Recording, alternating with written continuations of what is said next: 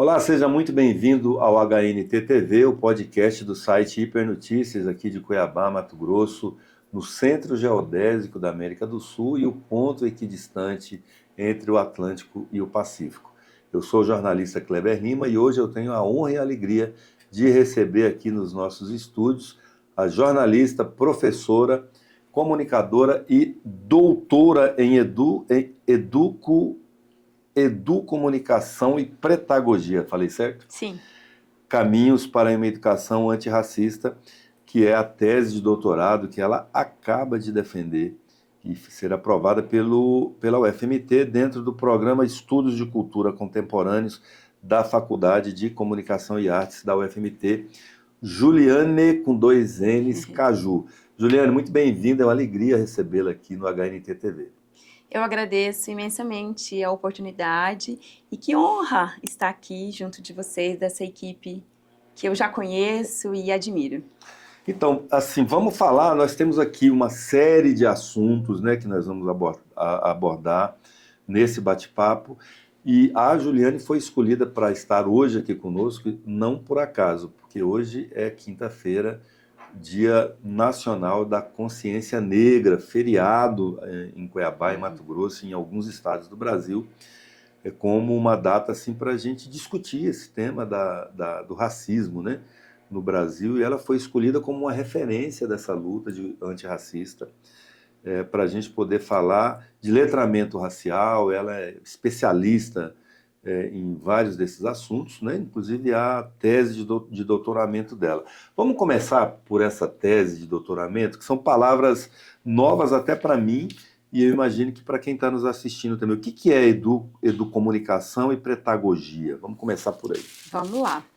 A educomunicação é um conceito científico, né? É uma área da ciência que promove uma educação a partir do uso de ferramentas da comunicação.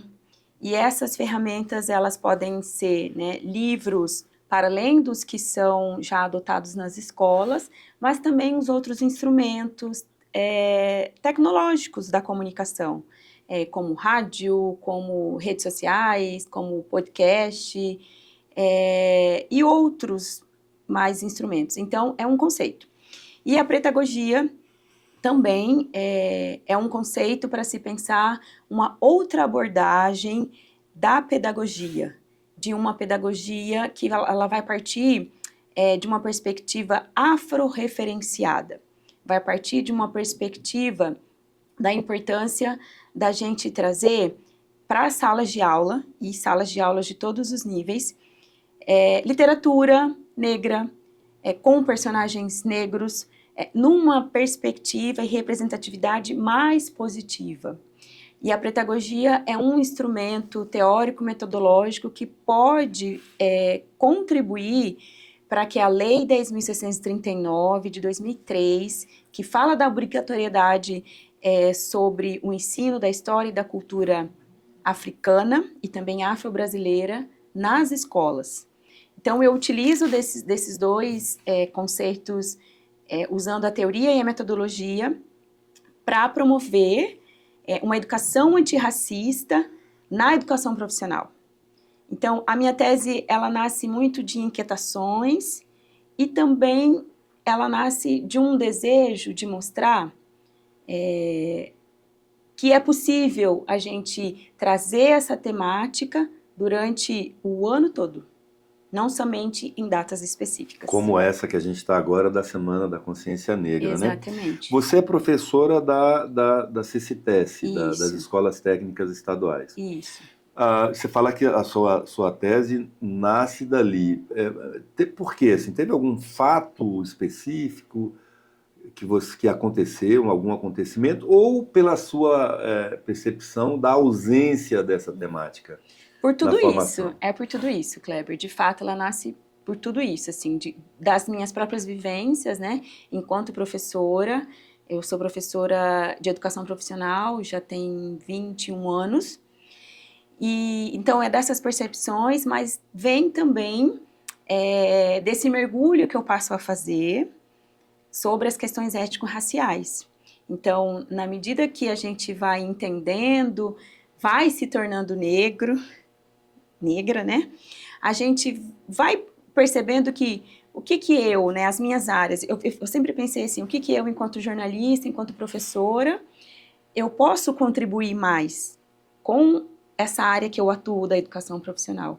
Então, por isso, eu fiquei 4 meses, nos 3 períodos, nos 3 turnos, fazendo formação antirracistas com os professores da Escola Técnica Estadual de Cuiabá. Qual? O Campo Ataíde? Ah, não, o IF é federal, né? O IF é federal e o nosso é estadual, né? Assim, você fez algum tipo de pesquisa? Você levantou dados assim, etnográficos? O que tem professores negros, alunos negros? Você tem? O que do ponto de vista assim, mais da tese? Quais foram os passos que o caminho que você percorreu? Então, como essa temática é uma temática, ela é muito ampla e ao mesmo tempo existe uma necessidade muito grande que a gente consiga aplicar. Então, eu acabo escolhendo trazer para eu conseguir defender, né, a tese de que é possível fazer uma educação antirracista na educação profissional de vários instrumentos. Então, além desses conceitos que eu falo da educomunicação e da pedagogia, eu faço questionário. Então, eu tenho esse levantamento, né, que mostra que lá na escola técnica, da parte dos alunos, mais de 70% dos alunos são negros, então no questionário aparece isso, mostra também, né, o perfil econômico desses alunos, e o perfil é de classe baixa, né, e todos trabalhadores almejando outras qualificações profissionais. Você lembra, sim, esse dado? Qual é a faixa de renda das famílias? Porque aí é família, eles são economicamente não ativos, né? Não, são alunos, os alunos que eu pesquisei são alunos dos cursos técnicos, e todos eles têm mais de 18 anos. Ah, já trabalham, já estão no mercado de trabalho? Muitos deles são chefes de família, né? Ou como mulheres, ou como homens. E a faixa salarial é de 1 a 3 salários mínimos, que corresponde até aí... 3. Que corresponde a 65%. E tem um dado interessante que aparece na pesquisa, que a gente precisa olhar para esse contexto dos alunos. Eu iria fazer, no início, a ideia da pesquisa era fazer uma formação de educação antirracista com os alunos também, porque eles demonstraram que eles tinham interesse, de querer saber, de querer conhecer, de querer receber informação que muitos de nós não recebemos. Não é verdade? Se você lembrar lá da sua educação infantil, da sua educação no ensino fundamental, ensino médio, na graduação, você estudou que história sobre a África? Não, basicamente a migração, né? O Brasil, nos navios negreiros. Ou uma parte só da África, como Chimamanda Ngozi fala, né?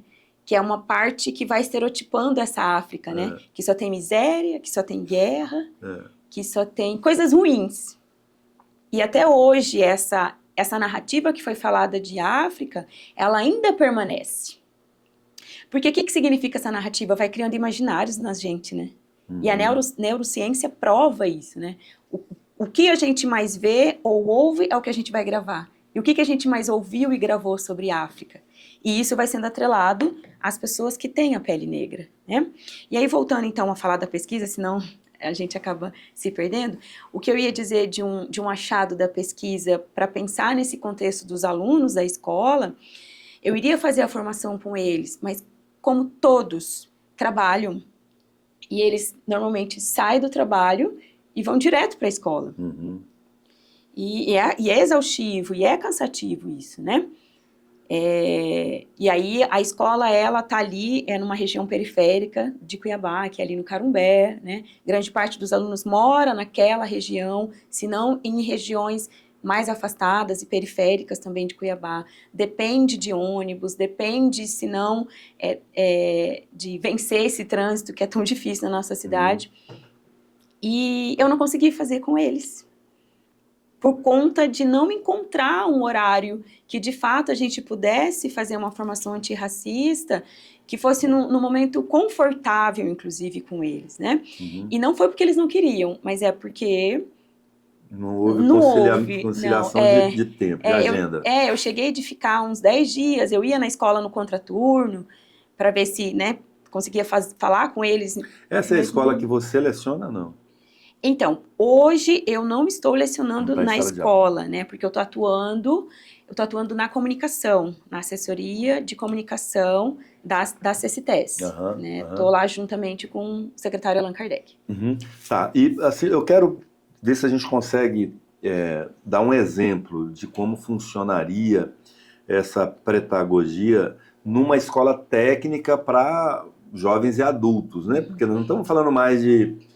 Quando a gente fala em pedagogia, normalmente a gente está falando de alfabetização ali dos primeiros anos escolares. Que tipo de curso técnico é oferecido nesta escola que você...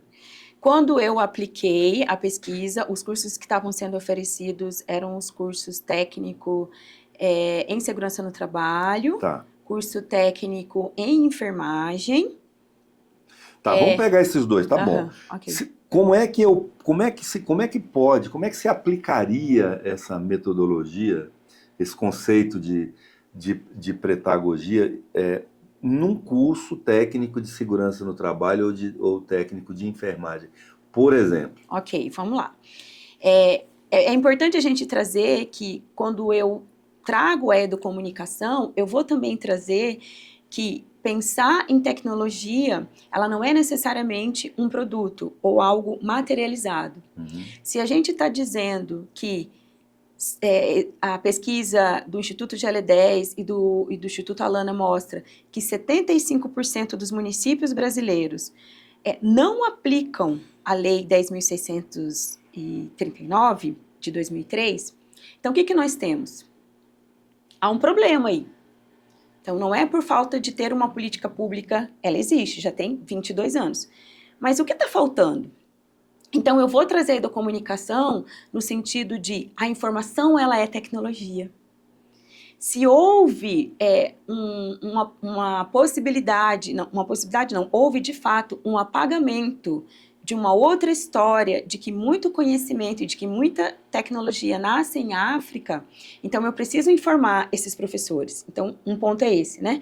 Trazer informação por meio da educomunicação, por meio de vídeos, por meio de música, por meio de textos, por meio de podcast, que aborda as questões étnico-raciais para dentro da sala de aula. Então, a gente precisa pensar nesse contexto sócio-histórico também. E a pedagogia, ela vem dizendo assim, por exemplo, para os professores de enfermagem. Os professores estão formando técnicos em enfermagem, então a gente precisa olhar. Mas a abordagem, ela vai ser a mesma para todos os pacientes que esses técnicos vão atender? Ela deve seguir o protocolo do Ministério da Saúde, ok? Mas a gente tem que considerar que tem doenças específicas que é da população negra. Então, como é que essa abordagem vai ser feita na sala de aula com esses alunos? Se eu estou falando de informação que faltou, por exemplo, eu trabalhei com os professores da enfermagem,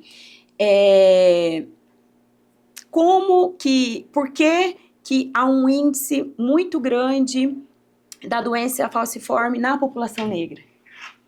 Como que deve ser feito, então, para prevenir esse tipo de doença? A anemia, né? A anemia falciforme.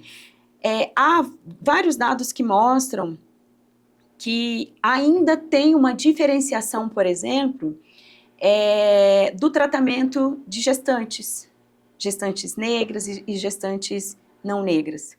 A gente precisa olhar para isso, né? Porque criou-se um estereótipo de que a mulher negra, quando acomete lá com o estereótipo da ama de leite, né? Uhum. É essa mulher negra que tem o leite mais forte e que, por conta disso, ela vai dar de mamar os filhos das donas, dos casarões, da elite, enfim. Essa é uma falácia.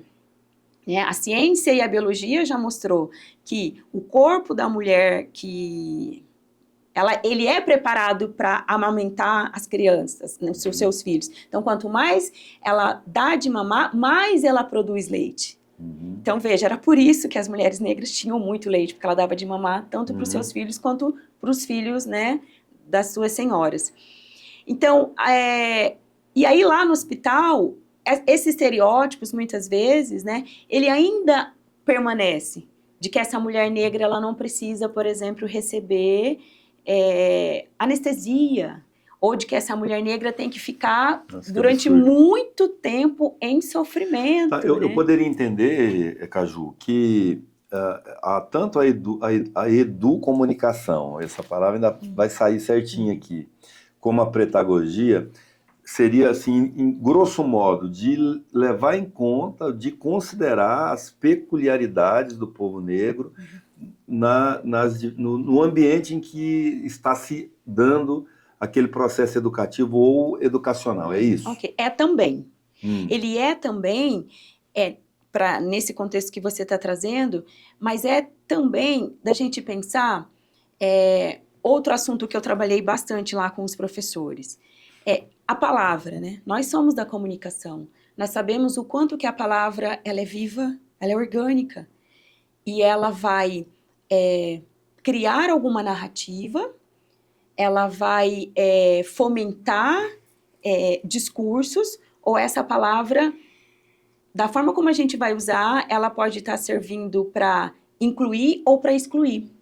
Então, eu fiz um trabalho com os professores também. Vamos pensar no racismo linguístico cotidiano? Isso eu acho uma coisa legal, e tem alguns exemplos que a gente pode já trazer aqui como contribuição, né?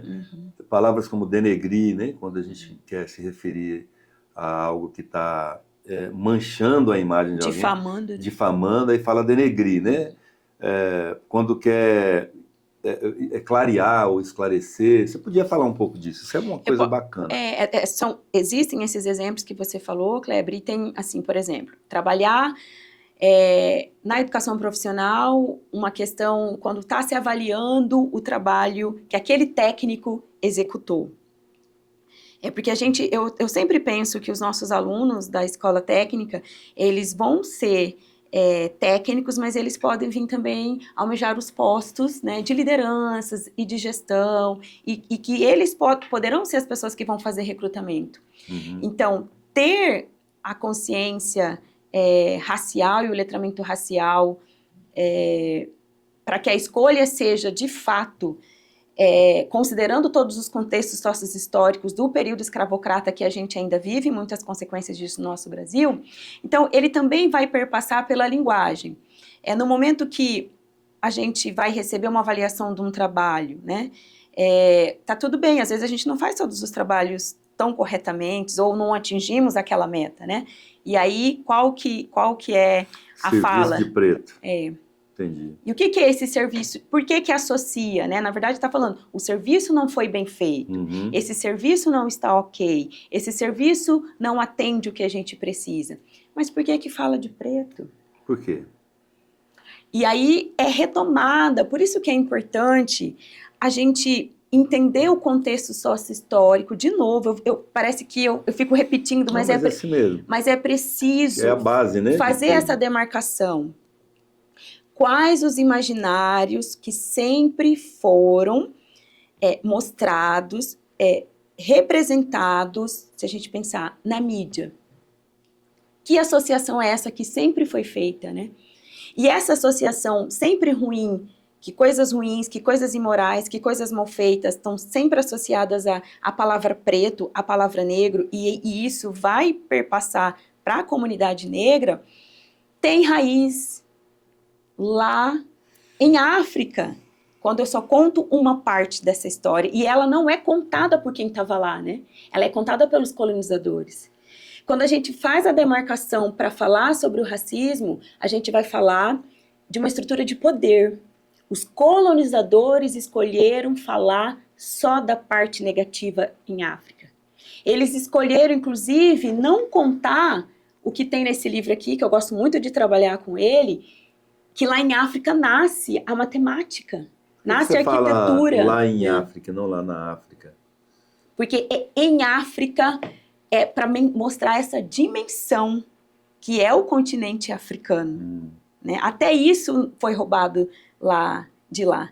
Que por vezes muita gente, ou talvez ainda tem gente que acha que a África é um país. Né? Então vejam, tudo isso tem um país, né, chamado África do Sul, né? Não, sim, mas é um continente. É o né? continente. A gente está, o qual eu estou remendando Então, é o quando você continente. fala em África, você está se referindo A dimensão. Uhum. E aí, a forma como tudo acontece no nosso Brasil ainda continua sendo, a gente sofre essas consequências, né? Então a gente precisa olhar para essa história, entender o racismo, para entender o racismo que até hoje ainda reverbera na nossa sociedade, a gente precisa pensar no contexto sócio-histórico do que ocorreu em África e do que isso foi reverberado em outros países que foram colonizados, inclusive o Brasil.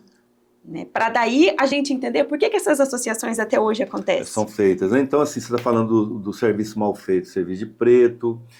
Que é uma coisa muito que é comum.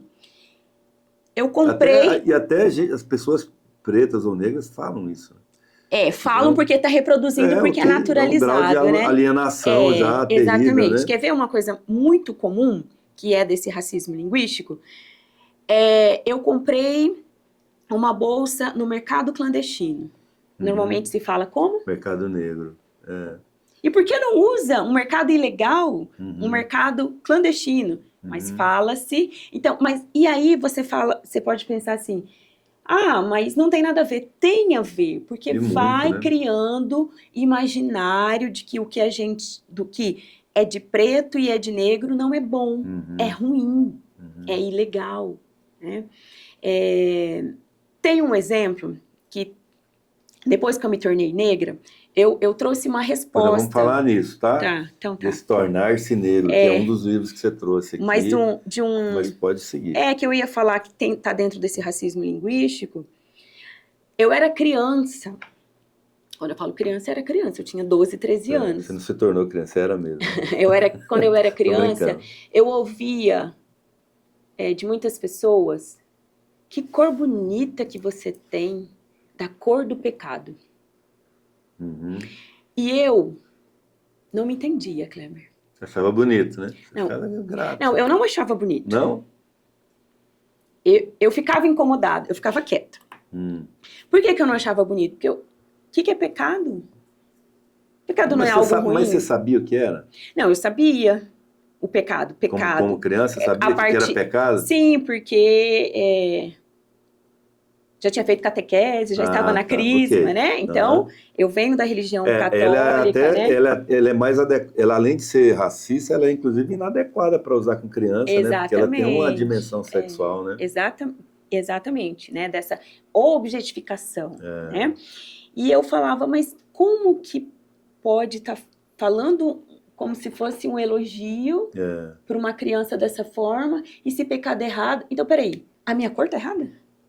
O que tem nessa minha cor? Dava um nó na cabeça. Que é pecado. Então, é dessas pequeninas coisas que vão se criando o que a gente está chamando de um racismo que é instituído, e ele vai vendo essas outras categorias. Pode-se falar em racismo estrutural, isso? Exatamente. Né? Como o machismo e outras... E por que é estrutural? Quem teve direitos na Constituição do Brasil? Quem começa a ter direitos na nossa sociedade? Não eram os negros. Nem as mulheres. E nem as mulheres. E essa escolha, né, que foi a partir de relação de poder, ela vai sendo reverberada até hoje na nossa sociedade. Quem é que promoveu o desenvolvimento econômico braçal através desse trabalho braçal no nosso Brasil? Foram os negros, mas eles não tiveram esse acesso, né? Não tiveram acesso tal qual os colonizadores e os seus descendentes tiveram. Então, a gente ainda vive as ressonâncias desse racismo que começa lá, que foi institucionalizado. A gente tem nessa coisa da linguagem, a gente tem uma enormidade de exemplos para dar, né? É uma que eu acho assim terrível, assim, que eu ouço desde que era criança, né? Que preto parado é um toco, correndo é ladrão, né? Ou suspeito, não lembro direito, mas algo assim. É isso. E que eu vejo isso sendo reproduzido por policiais negros. Eles, eu já vi alguns estudos sobre isso, que o policial negro chega numa abordagem, o suspeito preferencial dele é uma pessoa preta ou negra. Né? Ele próprio vê assim, né? Sim. Então é algo difícil. Vamos lá, neste livro, que você falou agora no Tornar-se, quando você se tornou negra, você trouxe um livro aqui da Neuza Santos de Souza, vou botar aqui, né, depois se você puder dar um zoom. Fala um pouquinho o que é se tornar ou tornar-se negro, Caju. Sim. É importante a gente trazer esse conceito, porque não basta só ter a cor da pele negra. E aí, quando a gente vai falar do tom da cor da pele negra, é importante a gente considerar que existe mais de 50 tons de pele negra, né? E quando eu estou falando que eu sou da raça negra, porque eu sou da cor preta, mas é bom a gente também trazer aqui, quem se considera pardo pertence à raça negra, conforme é instituído pelo IBGE. Então, não basta só ter essa cor da pele negra. É preciso se tornar negro no sentido de entender tudo que constituiu o nosso povo. E essa Constituição, ela vai trazer, inclusive, respostas para várias situações de racismo, para várias situações de não ser escolhido, de repente, para algum cargo, mesmo que você tenha capacidade técnica e intelectual. Mas, por vezes, não é esse corpo que ocupou e continua ocupando lugares de prestígio. E existe um demarcador para isso, que é raça. Esse demarcador, primeiro, é a raça. E aí, o Tornar-se Negro, ele vai explicando para a gente, por exemplo, eu gosto de contar um pouquinho desse livro, a partir de uma conta matemática. É preciso que a gente olhe da Constituição, desde quando chegou o primeiro navio negreiro até a abolição da escravatura, que essa abolição da escravatura não aconteceu porque Princesa Isabel foi boazinha, né, mas sim por conta de muita luta e resistência da população negra e mais a pressão internacional para falar, talvez e aí, tenha sido o principal fator, né? E aí, Brasil, vocês vão continuar com essa mão de obra escrava, né? A gente não vai mais comprar de vocês, né? Então houve toda essa pressão. E uma mudança também da dinâmica econômica, né? Eles começaram a fazer contas e talvez fosse mais barato trazer italianos, como aconteceu, japoneses, que teve esses fluxos também, né? Eu não vou trazer que foi mais barato, mas que foi que os intelectuais das quais eu bebo, eles vão dizer, inclusive, que isso faz parte de um projeto de aniquilamento, sim, da população negra. Ah, vocês não vão mais trabalhar pra gente da forma como a gente quer, então vai ficar Deus dará, que foi o que aconteceu após a abolição da escravatura, né? E aí começa-se um incentivo para que imigrantes, né, venham fazer esse trabalho. Mas eles não começaram do zero. Então a gente precisa olhar para essa diferenciação. Para começar, eles eram remunerados, né? Exatamente, é isso. Para começo e aí, conversa. eu só queria retomar sobre o número de quando o primeiro navio negreiro chega no Brasil até a abolição da escravatura de 1888, foram quase 400 anos de período escravocrata. É muito tempo. É muito tempo. E de lá até hoje, 2025, nós estamos há apenas 137 anos libertos, entre aspas. Então, por que mês de novembro é importante? Para a gente lembrar que esse período muito ruim da história do nosso Brasil ainda ressoa muito. Nós, enquanto sociedade brasileira, vivemos mais tempo do período escravocrata do que livres. Então, por isso que ainda é importante a gente falar de racismo. Esse tornar-se negro é uma tomada de consciência, na verdade, da sua condição racial. É isso, né? Para a gente simplificar um pouco assim. Consciência e também de ter orgulho. Uhum. A gente precisa ter orgulho de ser quem a gente é, de ter o cabelo que a gente quer ter, de ter o nariz que a gente tem, da boca, da cor da pele, e que isso ressoa. Então, e aí é importante que a gente entenda não só, né, do qual ruim foi a escravidão, mas saber quantos dos nossos cientistas e pesquisadores criaram coisas incríveis para toda a sociedade. E isso não foi falado. Caju, vamos falar um pouquinho assim especificamente dessa palavra letramento racial, né? Que está dentro desse contexto, mas me parece que é uma maneira mais prática da gente abordar. Mas antes disso, você falou assim dessa coisa do empoderamento do povo preto, ou do protagonismo, acho que é uma palavra melhor, né? Do protagonismo de pessoas pretas e negras. Eu quero falar nesse mundo da comunicação, das artes. Você reconhece que melhorou isso no Brasil de maneira muito importante? Nós temos, assim, por exemplo, 2 apresentadoras mulheres do maior programa jornalístico do país, que é o Fantástico, telejornalístico do país, que é o Fantástico. Uma delas é negra, a Maju. Nós temos aqui em Cuiabá uma jornalista negra ocupando espaço, inclusive foi homenageada pelo Prêmio Gegé de Oiá desse ano. Eu tive a honra de receber um prêmio junto dela, né? Que apresenta, divide a apresentação também do matinal da TV Globo aqui, que é o Bom Dia Mato Grosso. Nós temos a Thaís de Oliveira sendo protagonista de Novela das 8.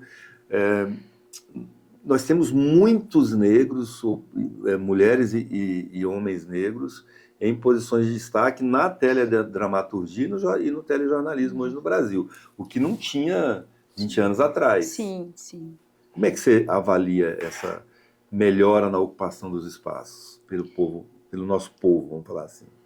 Tem melhorado sim, e porque tem ampliado essa representatividade. E que bom que isso vem acontecendo. E tudo isso é fruto lá das primeiras lutas e resistência das lideranças negras para que isso acontecesse. E é importante a gente trazer aqui a representatividade dos movimentos negros, para que acontecesse de fato essa mudança. E por que isso é importante acontecer? A gente precisa se questionar se mais da metade da população, nós somos mais de 56%. Se nós somos mais de 56%, por que a gente não se via representado? Num jornal, num outdoor, numa revista, ou nos lugares de poder? Tá mudando, mas tem que ter mais.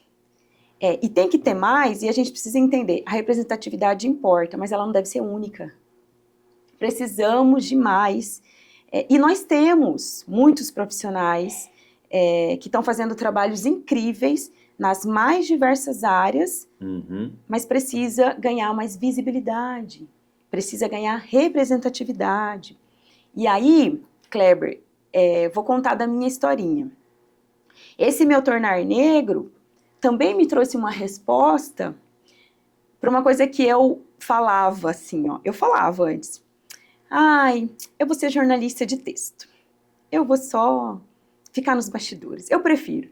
Já que eu sempre gostei de escrever, já que eu sempre gostava de fazer as redações na escola, eu vou ser jornalista de texto. O tornar negro me ensinou que foi uma desculpa que eu mesma dei para mim.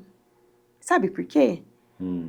Eu formei em 2002, né? Então tem mais de 22 anos aí formada. Não tinha gente jornalista negro na televisão em Mato Grosso. Televisão não tinha. Mato Grosso acho que não. E no nacional dava para contar. A Glória Maria, né? Mas era muito pouco. E aí... Tem uma menina do Paraná também, que é uma pioneira, mas era pouco. Então, assim, na própria faculdade de comunicação, nós não éramos Heraldo muito... Lima, Heraldo Pereira. Heraldo Lima foi um jornalista aqui, negro aqui de Cuiabá, que já não está entre nós. Heraldo Pereira, que até hoje está no Bom Dia Brasil e já apresentou Jornal Nacional. Sim, também. mas Eram poucos. Eram poucos, dava para contar. Né, em uma palma da mão. E aí, o Tornar Negra, juntamente com esse livro que é muito importante, da Bárbara Carini, ela vem trazer pra gente assim, ó, onde a gente não se vê, a gente não se projeta. Você aplica isso ao seu próprio caso. Exatamente, eu trouxe uma resposta. Uhum. Onde a gente não vê gente como a gente vai dizer assim, aquele espaço não é para mim, aquele lugar não me pertence, eu não vou conseguir alcançar aquilo. Então, a representatividade, ela é muito importante. Por que que hoje nós estamos vendo, como você falou, esse protagonismo negro de uma forma muito maior? Porque a gente está vendo, né, que esse assunto ele está sendo mais falado, ele está sendo mais mediatizado, e aí eu falo, quão bom é a nossa área da comunicação.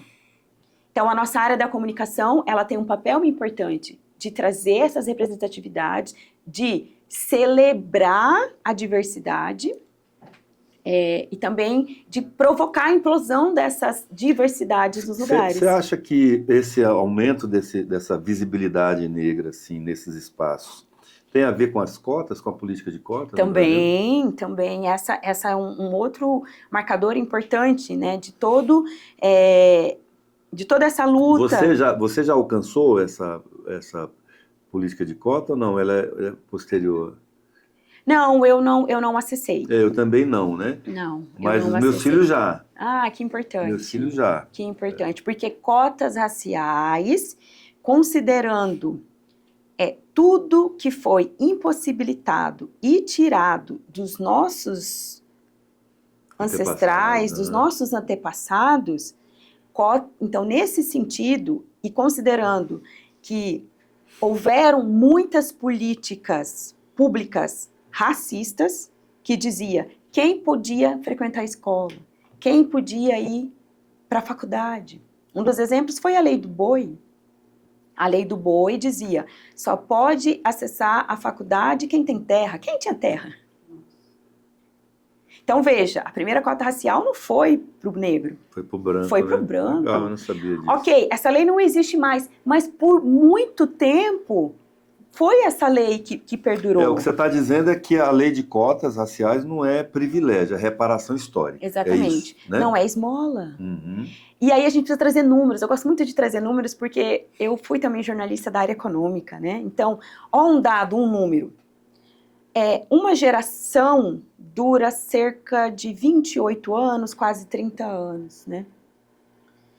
Tem dados e pesquisas que mostram que para gerações mudarem, melhorarem da qualidade de vida, vão levar 14 gerações. Esse número, ele traz um significado muito importante, porque os números a gente precisa dar sentido e vida para eles, né?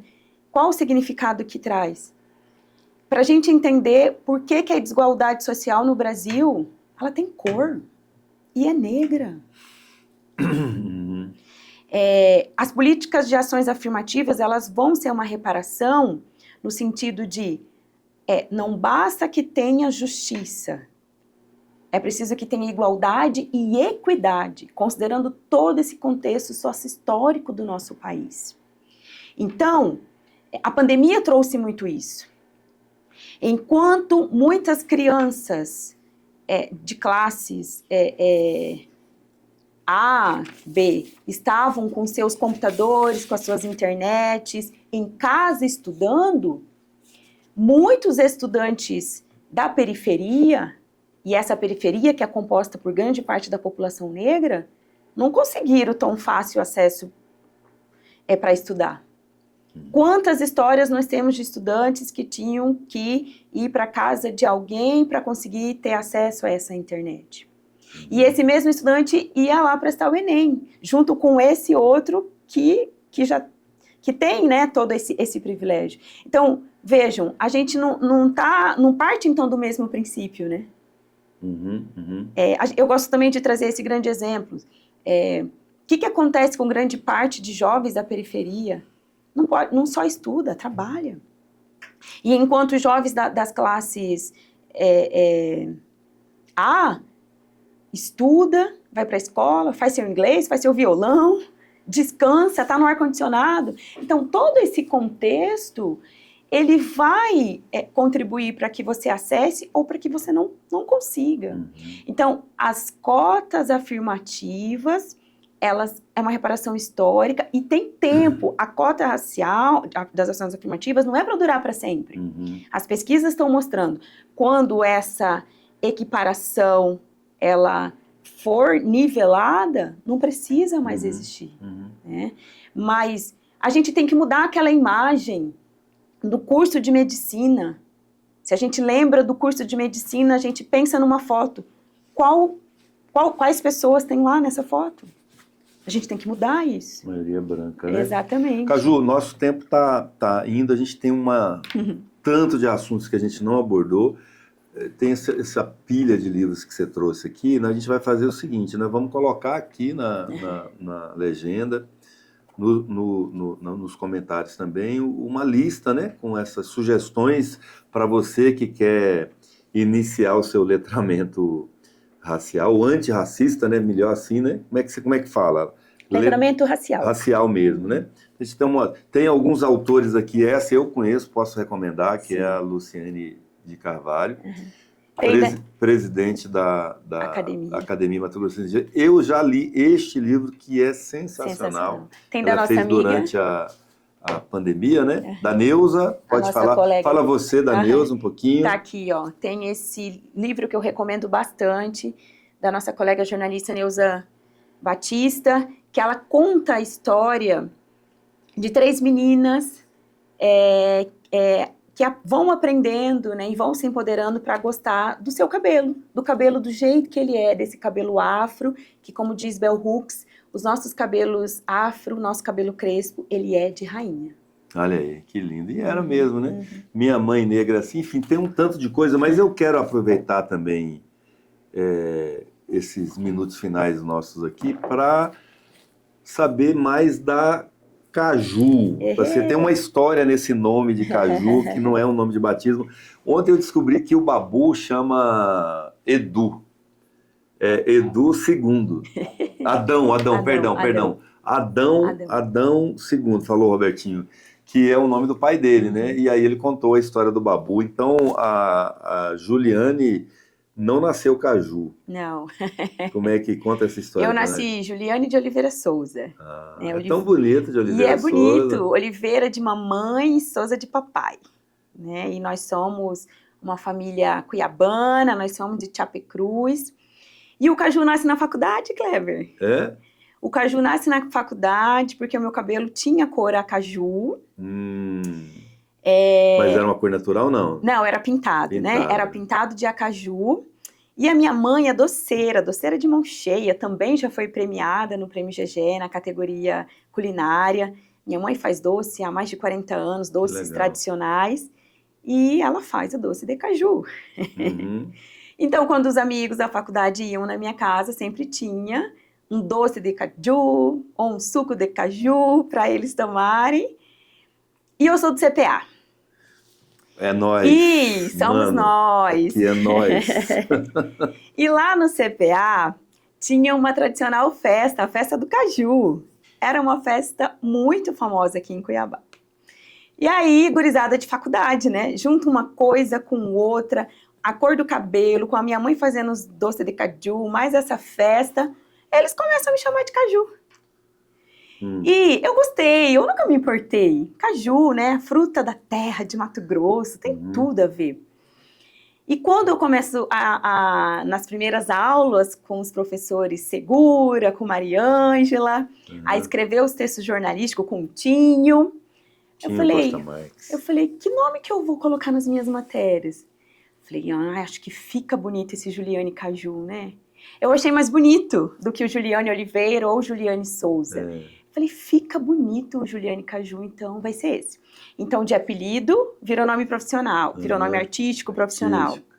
Até que um dia eu tive um problema, porque eu fui concorrer a um prêmio de jornalismo e eu assinava as matérias Juliane Caju, mas no meu documento não tinha Juliane Caju.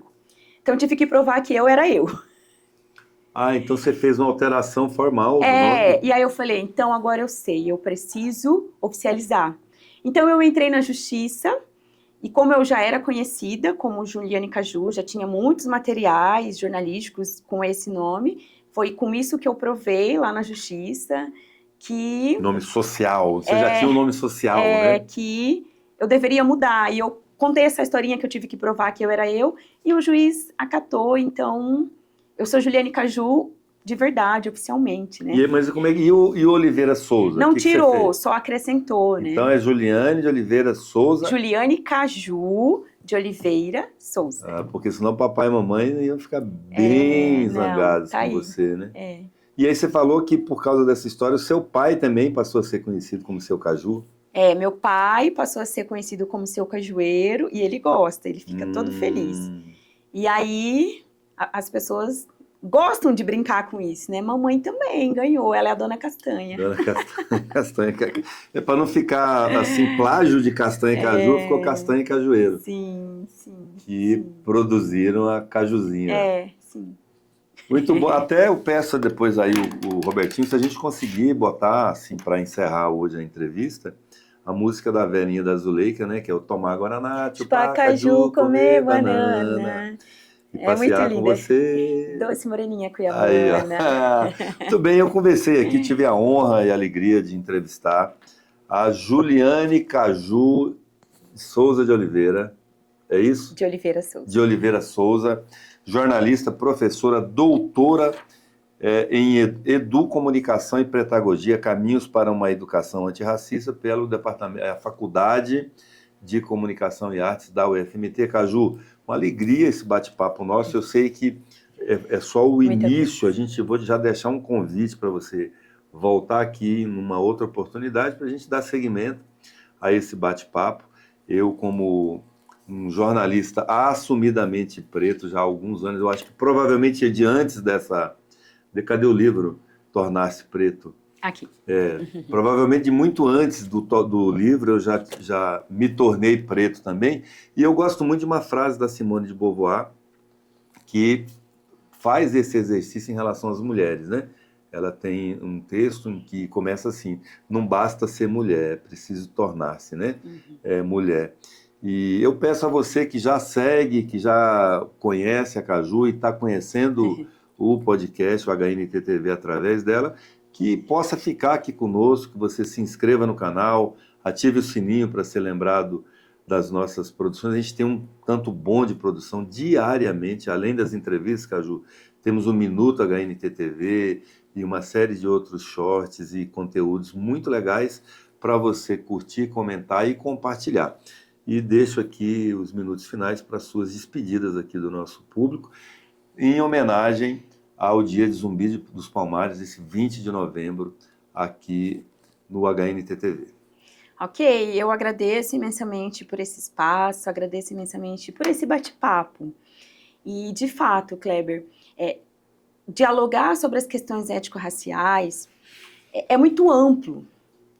Se a gente pensar nas categorias do racismo, tem o racismo linguístico, tem o racismo cultural, tem o racismo religioso, tem o racismo recreativo, que é muito forte no nosso Brasil, porque o racismo recreativo acho que é um dos mais difíceis de combater, porque ele faz rir.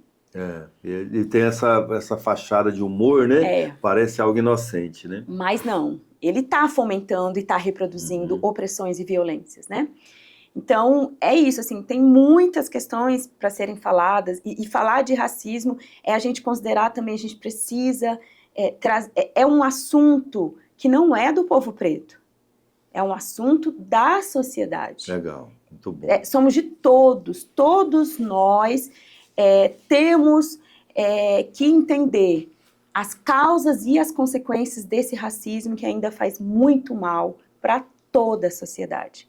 E se a gente quer, de fato, uma sociedade com mais justiça, com mais respeito, com mais equidade, com mais igualdade, perpassa pelo entendimento da gente desse assunto todo que a gente trouxe aqui, e tem muito mais para ser falado. Então, fica para uma próxima. E adaptando aqui a Simone de Beauvoir, ninguém nasce preto, torna-se. Vou tomar guaraná, chupar caju, comer banana, passear